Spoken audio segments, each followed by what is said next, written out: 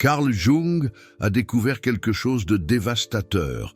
Le jour où vous réalisez que votre meilleur ami, celui en qui vous aviez le plus confiance, vous hait, c'est le jour où vous commencez à douter de votre capacité à juger les gens.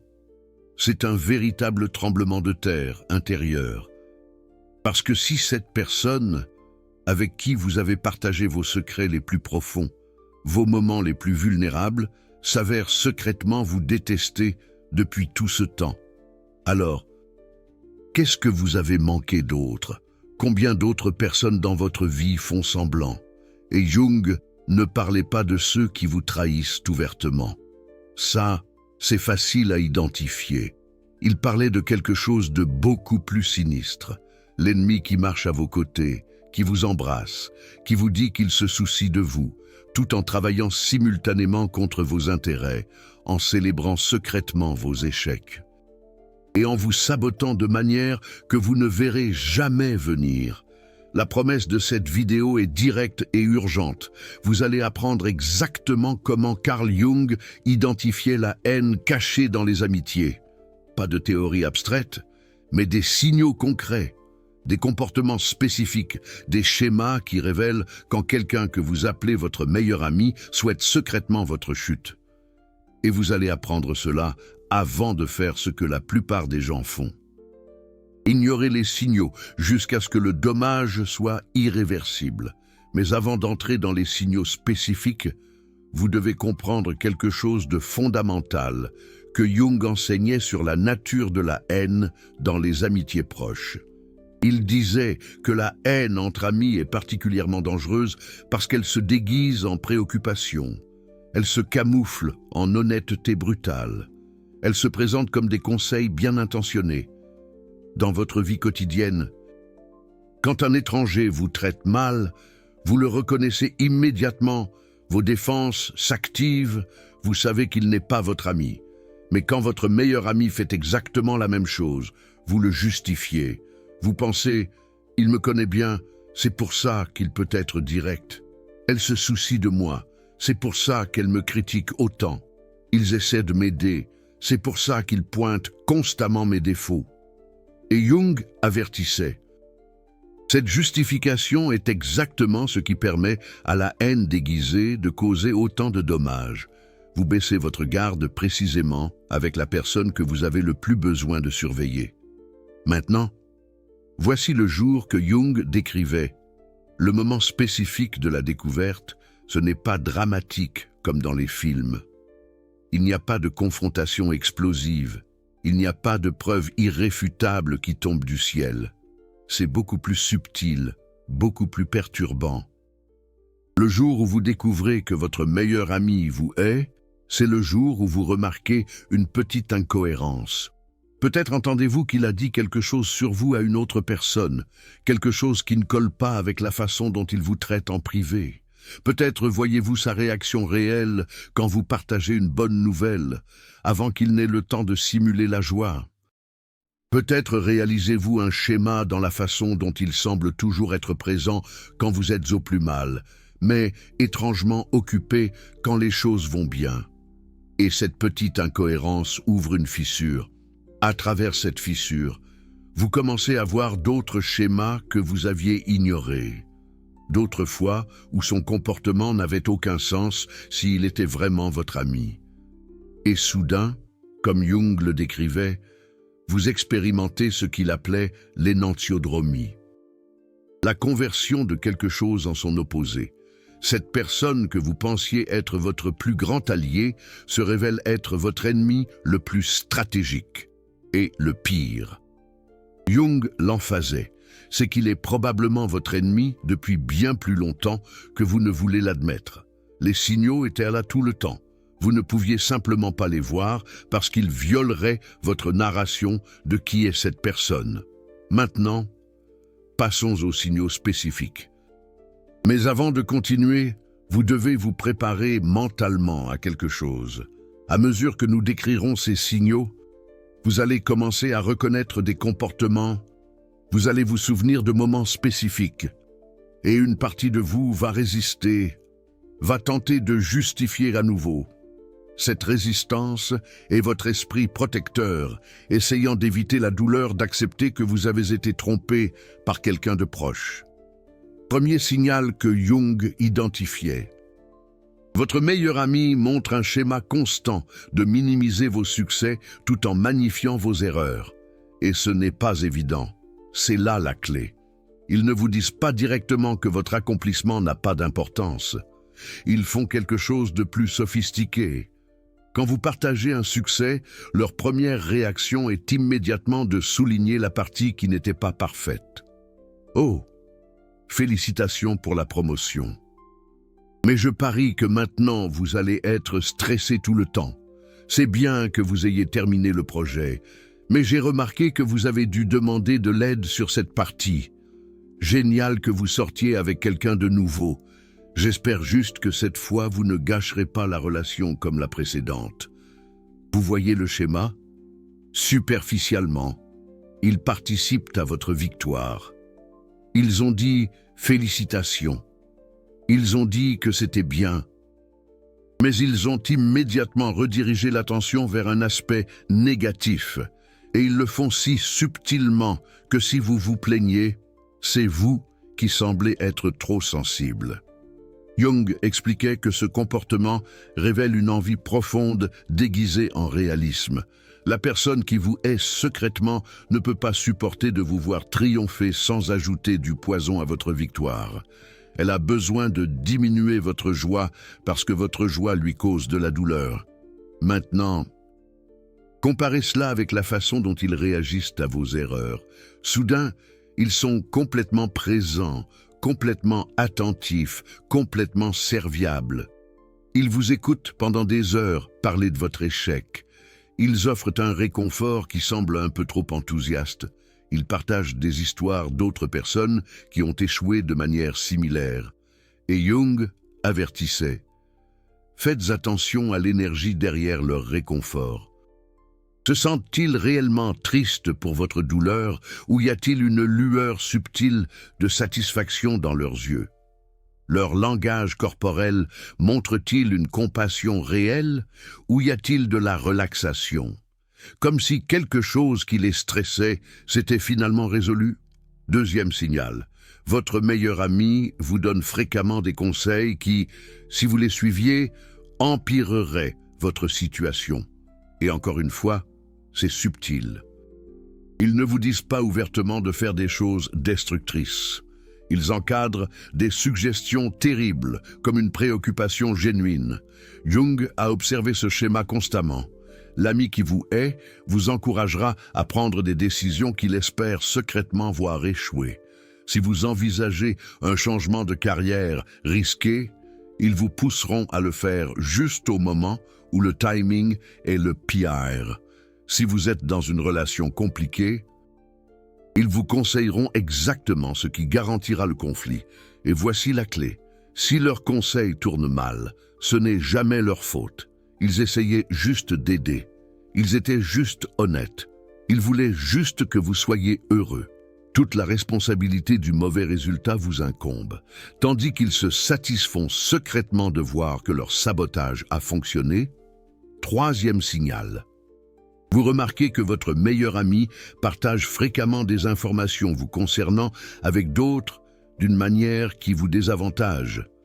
Jung appelait cela la trahison progressive, de petits actes de déloyauté qui, individuellement, semblent insignifiants, mais, collectivement, révèlent un schéma.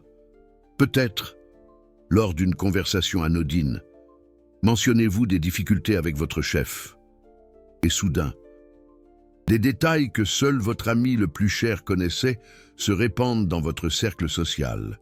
Peut-être, confiez-vous une insécurité en privé et entendez-vous ensuite qu'elle est utilisée comme exemple lors d'une conversation avec d'autres, présentée, bien sûr, comme une préoccupation. Carl Jung insistait sur ce point. Une personne qui vous apprécie vraiment protège votre vie privée, comme elle protégerait la sienne. Quelqu'un qui vous hait utilise vos informations comme monnaie sociale. les colportant de manière à vous dévaloriser, tout en se posant en ami inquiet. Gardez votre calme, car les signaux suivants révèlent un schéma plus sombre. Quatrième signal. Votre meilleur ami manifeste un intérêt particulier à vous maintenir dépendant de lui, d'une manière ou d'une autre. Et c'est particulièrement insidieux, car cela se déguise en bonne amitié. Jung expliquait que les personnes qui vous haïssent secrètement, mais maintiennent l'apparence de l'amitié, le font souvent parce qu'elles tirent quelque chose de vous. Peut-être êtes-vous leur source de validation. Peut-être. Se comparer à vous les fait se sentir mieux. Peut-être apprécient-elles d'avoir du pouvoir sur quelqu'un. Alors, elles travaillent subtilement pour vous maintenir dans une position où vous avez besoin d'elles. Si vous commencez à devenir trop indépendant, trop prospère, trop heureux sans leur avis, elles redoublent d'efforts pour vous rappeler vos faiblesses. Elles deviennent extra-critiques, elles créent des drames, elles trouvent des moyens de vous faire vous sentir à nouveau insécure. Et Carl Jung nous mettait en garde. Soyez attentifs à la réaction de votre meilleur ami. Lorsque vous montrez une croissance qui ne dépend pas de lui, la célèbre-t-il sincèrement? Ou y a-t-il une résistance subtile? Vous soutient-il dans votre quête de la meilleure version de vous-même? Ou y a-t-il un schéma de sabotage de votre progression? Cinquième signal. Vous découvrez que votre meilleur ami vous traite de manière significativement différente en privé par rapport à en public, et la différence n'est pas en votre faveur. En privé, il peut être chaleureux, proche, intime, mais en public, surtout devant des personnes que vous cherchez tous les deux à impressionner, il y a un changement. Jung observait que l'ami qui hait utilise fréquemment la scène publique pour vous rabaisser subtilement. Il fait des blagues à vos dépens, qui sont juste assez cruelles pour vous mettre mal à l'aise, mais juste assez légères pour que vous passiez pour paranoïaque si vous vous plaignez. Il raconte des histoires sur vous qui vous font paraître idiot, incompétent ou digne de pitié, et si vous confrontez ce comportement, il se montre surpris. « Mais je plaisantais, tu es mon meilleur ami, tu sais bien que je ne le pense pas. » Mais Carl Jung insistait.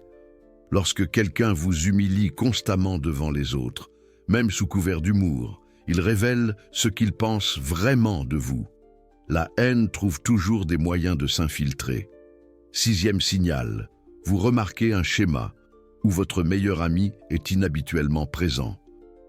Pendant vos moments difficiles, mais curieusement absents, pendant vos moments de joie, et là encore, superficiellement, cela pourrait donner l'impression qu'il est un bon ami, toujours là quand vous avez besoin de lui.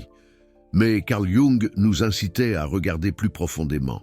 Pourquoi quelqu'un serait-il plus disponible pour votre douleur que pour votre joie?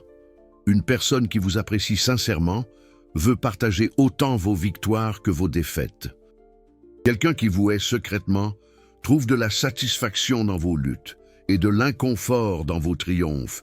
Alors, quand vous traversez un divorce, une perte d'emploi, une crise de santé, il est là, constamment.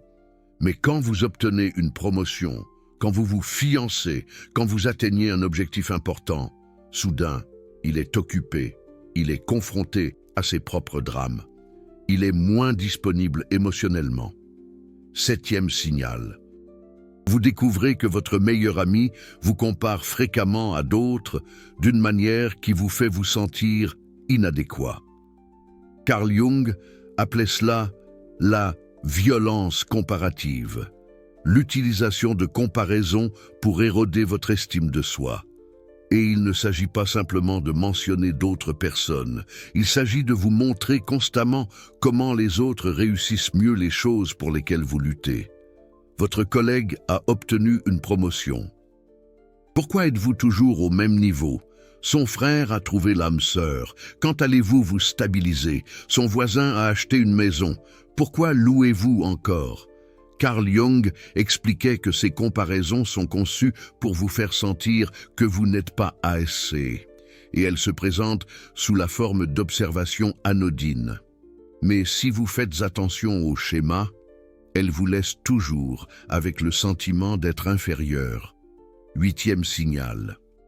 Votre meilleur ami montre un intérêt inhabituel pour vos faiblesses, vos insécurités et vos traumatismes passés, mais d'une manière qui ressemble plus à une collecte d'informations qu'à une empathie véritable. Carl Jung mettait en garde contre ce type de curiosité prédatrice.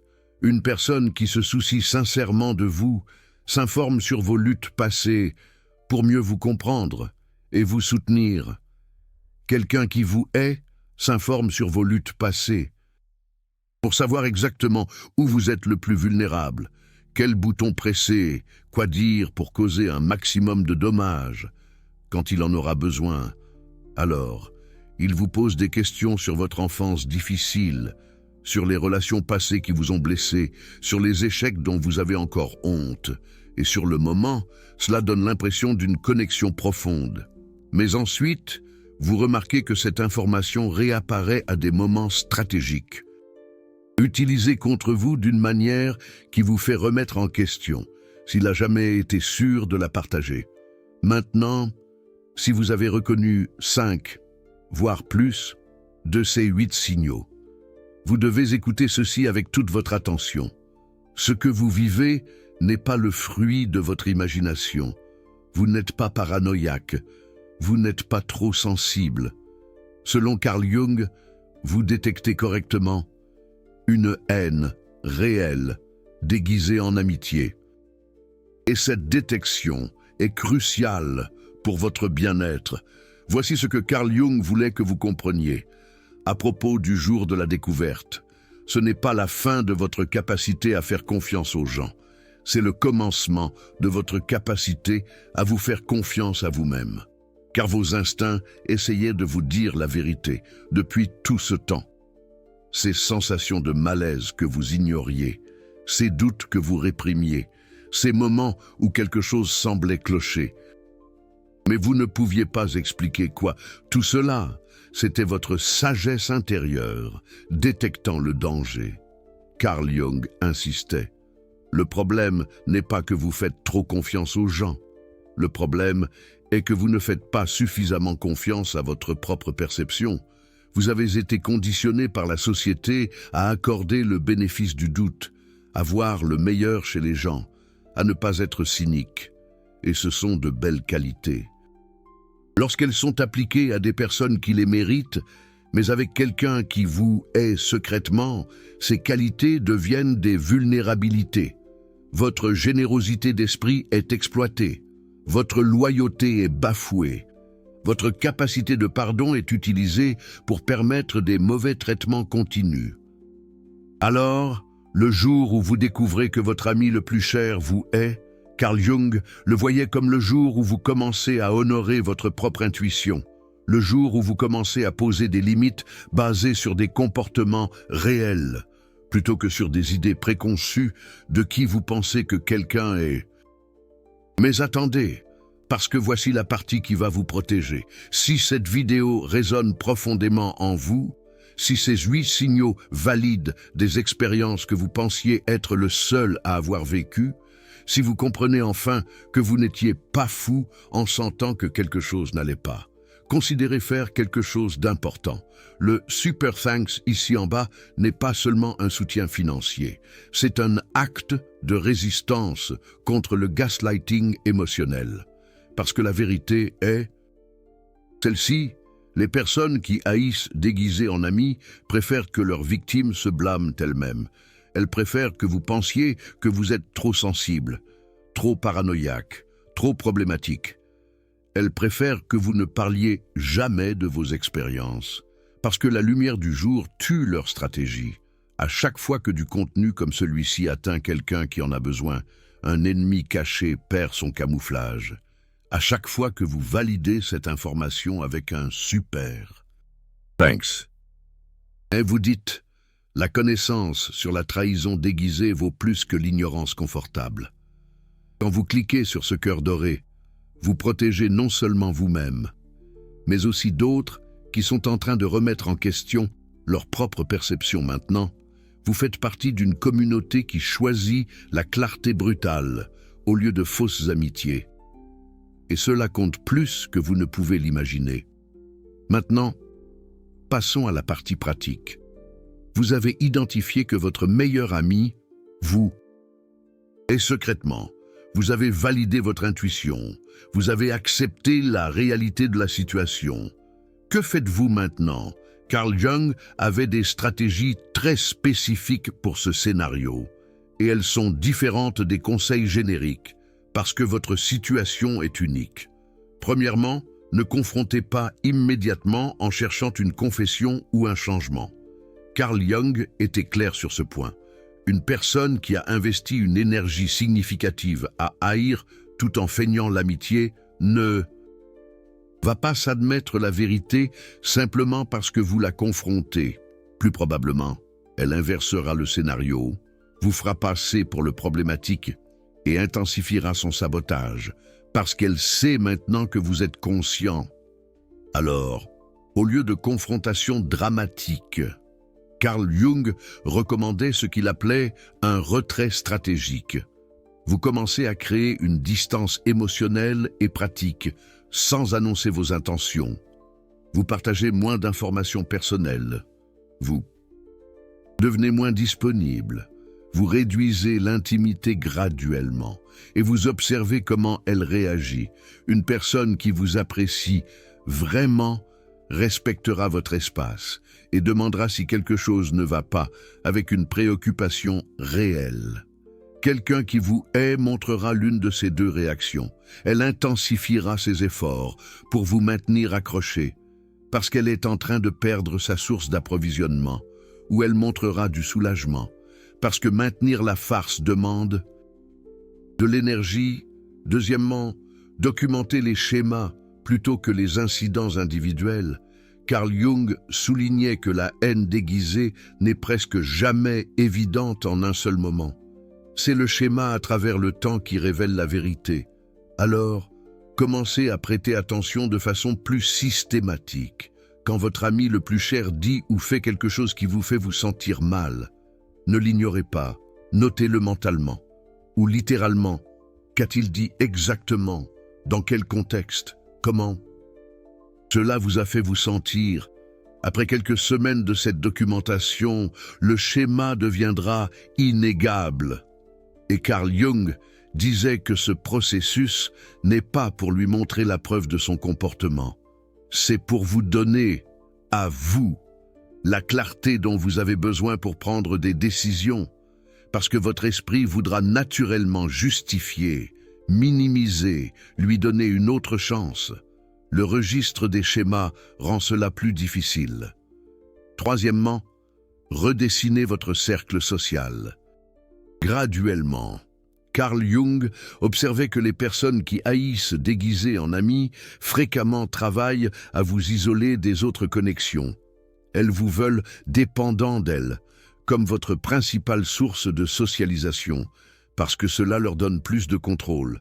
Alors, commencez à investir plus d'énergie dans d'autres relations. Reconnectez avec des personnes dont vous vous êtes éloigné. Faites de nouveaux amis. Élargissez votre réseau. Et observez comment votre ami le plus cher réagit. S'il augmente la critique de vos autres amitiés, s'il crée du drama quand vous passez du temps avec d'autres, s'il travaille à saboter vos nouvelles connexions, cela confirme qu'il n'a jamais voulu votre bien-être. Il voulait votre dépendance. Quatrièmement, protégez votre information stratégique. Carl Jung avertissait qu'une fois que vous suspectez que quelqu'un vous hait secrètement, vous devez assumer que toute information que vous partagez peut être utilisée contre vous. Alors, arrêtez de partager vos plans avant de les exécuter. Arrêtez de révéler vos insécurités. Arrêtez de leur donner accès à votre monde intérieur. Et cela ne concerne pas de devenir paranoïaque avec tout le monde. Cela concerne d'appliquer un discernement approprié à quelqu'un qui a démontré qu'il n'est pas digne de confiance. Une personne authentique n'a pas besoin d'un accès total à votre vie pour être votre ami. Quelqu'un qui vous hait utilise cet accès comme une arme. Cinquièmement, préparez-vous pour la campagne de diffamation. Carl Jung observait que quand un ennemi caché se rend compte que vous êtes en train de vous éloigner, il essaiera fréquemment de contrôler la narrative. Il commencera à raconter sa version de l'histoire aux autres dans votre cercle partagé, en se présentant comme la victime de votre changement de comportement. Alors, anticipez cela. Vous n'avez pas besoin de vous défendre activement, à moins que ce ne soit absolument nécessaire. Mais soyez conscient que cela peut arriver, et ayez confiance que les personnes qui vous connaissent vraiment verront à travers sa narrative. Ceux qui croient sa version sans écouter la vôtre n'étaient probablement pas des alliés authentiques de toute façon. Sixièmement, donnez-vous la permission de lâcher prise, sans culpabilité. C'est peut-être le changement mental le plus difficile. La société vous a conditionné à croire que terminer une longue amitié est un échec. C'est être dramatique. C'est être incapable de pardonner. Mais Carl Jung était clair, vous ne devez pas de loyauté à quelqu'un qui utilise cette loyauté contre vous. Lâcher prise de quelqu'un qui vous est déguisé en ami n'est pas de la cruauté, c'est de l'autopréservation. Vous n'êtes pas dramatique, vous êtes rationnel, vous n'êtes pas incapable de pardonner. Vous êtes suffisamment sage pour savoir que le pardon ne requiert pas que vous vous soumettiez à de mauvais traitements continus. Septièmement, apprenez les leçons sans devenir cynique. Carl Jung insistait sur cela. Le fait qu'une personne vous ait trahi déguisé en amitié ne signifie pas que toutes les personnes le feront.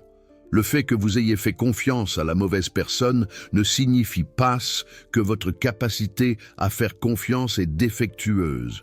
Les leçons ici ne sont pas de ne jamais faire confiance à personne ou que tout le monde est faux.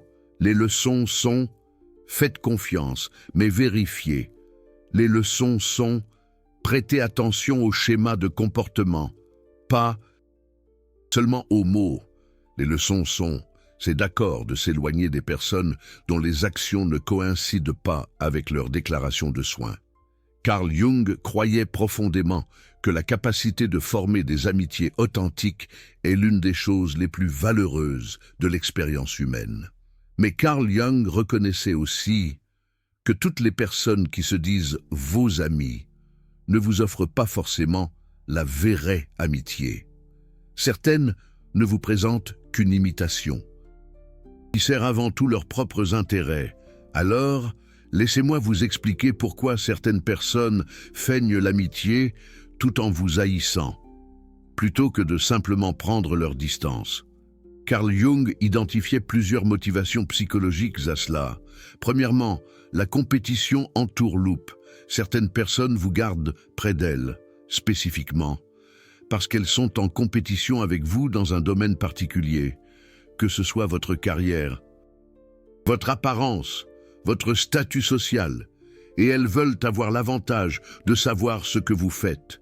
Elles vous détestent parce qu'à un certain niveau, elles vous considèrent comme supérieur ou comme une menace.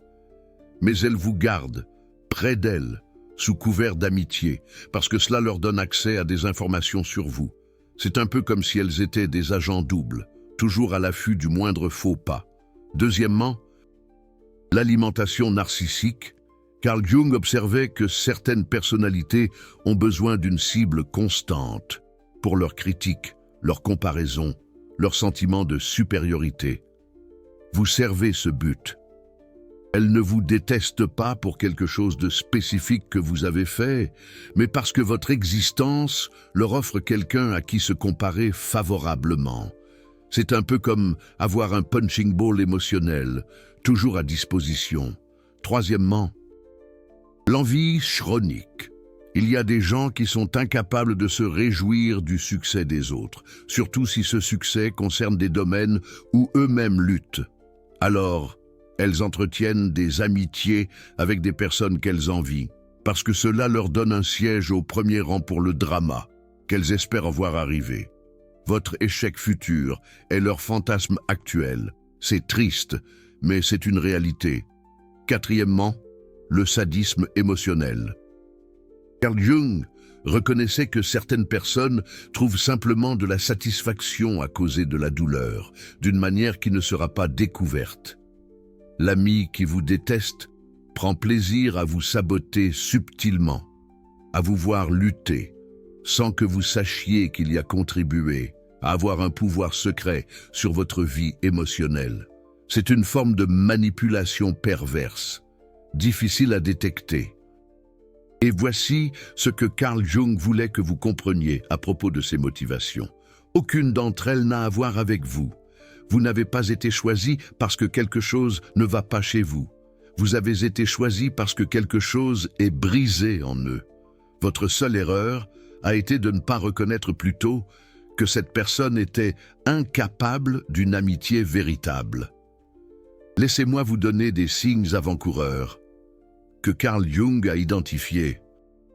Pour reconnaître les fausses amitiés, avant que vous n'investissiez des années, parce qu'il y a une différence énorme entre découvrir après une décennie que votre ami le plus cher vous haïssait et détecter les schémas tôt pour vous protéger. Premier signe avant-coureur, l'amitié avance beaucoup trop vite. Carl Jung mettait en garde contre ce qu'il appelait l'intimité instantanée.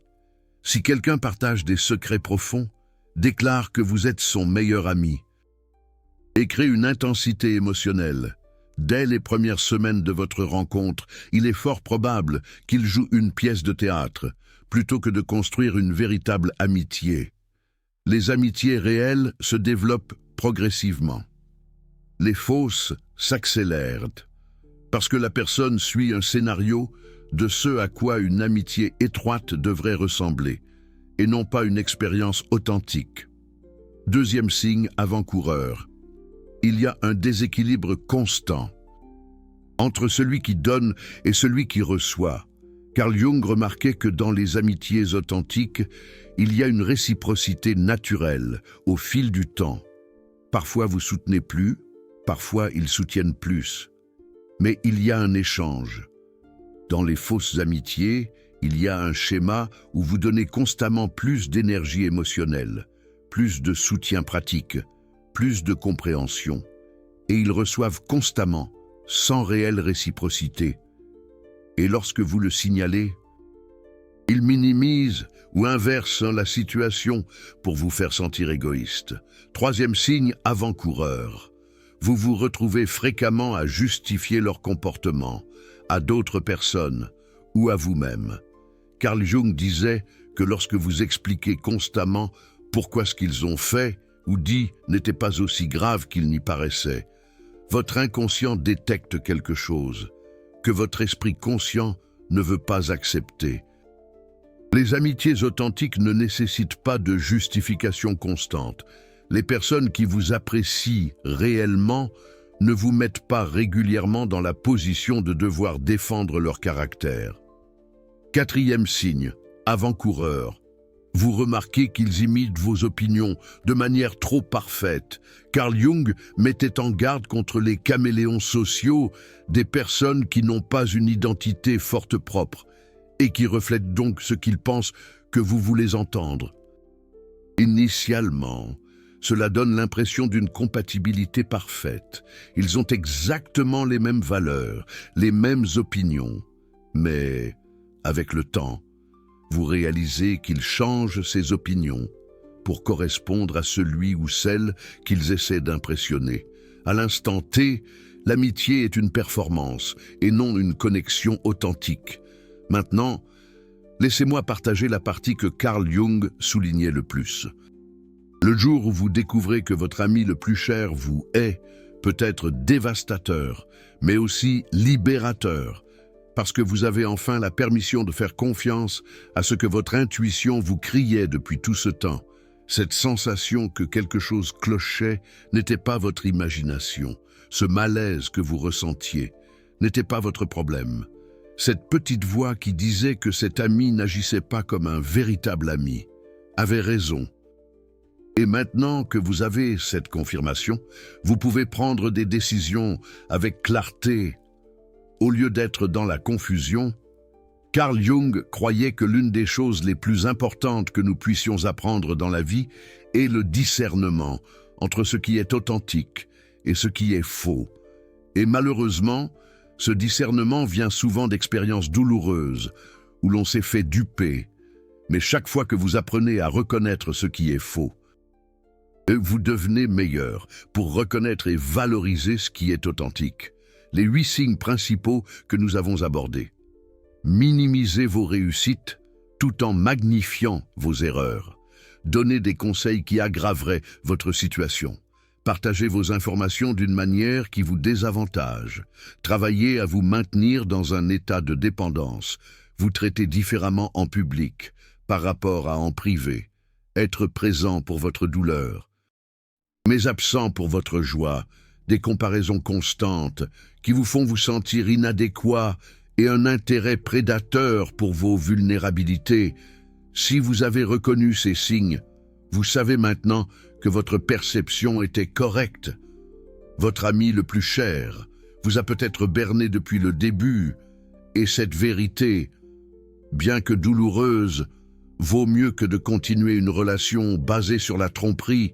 Carl Jung avait une perspective finale à ce sujet, que je pense que vous devez entendre. Il disait que les personnes qui vous trahissent sous couvert d'amitié vous enseignent l'une des leçons les plus précieuses de la vie. Toutes les connexions ne sont pas dignes de votre loyauté. Toutes les personnes qui vous sourient ne sont pas vos alliés. Toute histoire d'amitié de longue date ne signifie pas amitié véritable. Et apprendre cela vous libère pour investir votre énergie émotionnelle, votre vulnérabilité, votre confiance dans des personnes qui les méritent vraiment. Parce que dehors, il y a des amitiés authentiques qui vous attendent, des personnes qui célébreront vos victoires sans envie, des personnes qui vous soutiendront dans vos luttes sans satisfaction secrète, des personnes dont les actions correspondent à leurs paroles d'attention. Mais vous ne pouvez trouver ces amitiés que lorsque vous cessez de gaspiller votre temps avec les fausses. Le jour où vous découvrez que votre ami le plus cher vous hait, Carl Jung le recadrerait, comme le jour où vous commencez à honorer votre propre valeur suffisamment pour lâcher prise sur les relations qui vous blessent. C'est le jour où vous décidez que vous préférez une solitude authentique à une compagnie fausse. C'est le jour où tu choisis de te protéger toi, plutôt que de préserver l'image de quelqu'un d'autre. Une image souvent fallacieuse, une façade. Et ce jour-là, même s'il est douloureux, est le commencement de quelque chose de mieux. C'est le point de départ de relations fondées sur l'authenticité, sur la vérité. C'est le début de la confiance en ta propre perception, en ton propre jugement, après avoir été si longtemps dupé. C'est le commencement d'un cercle social qui te valorise vraiment, au lieu d'un cercle qui se sert de toi, qui te manipule à son avantage, un cercle toxique qu'il faut absolument fuir. Dis-nous en commentaire quel signal tu as reconnu le plus clairement. Indique juste le numéro du signal, sans nom, sans détail. Garde ça pour toi. C'est important, parce qu'une partie de ta guérison, c'est de réaliser que tu n'es pas seul, que d'autres ont vécu exactement cette trahison, cette blessure, que ce que tu as ressenti suit un schéma reconnaissable que Carl Jung a identifié il y a des décennies. Ta validation, ton témoignage. Peut-être exactement ce dont quelqu'un d'autre a besoin pour enfin faire confiance à sa propre intuition et commencer à se protéger, se reconstruire, avancer vers une vie plus sereine, plus authentique, plus épanouissante, se libérer de ces chaînes, de ce poids. Carl Jung nous aide à comprendre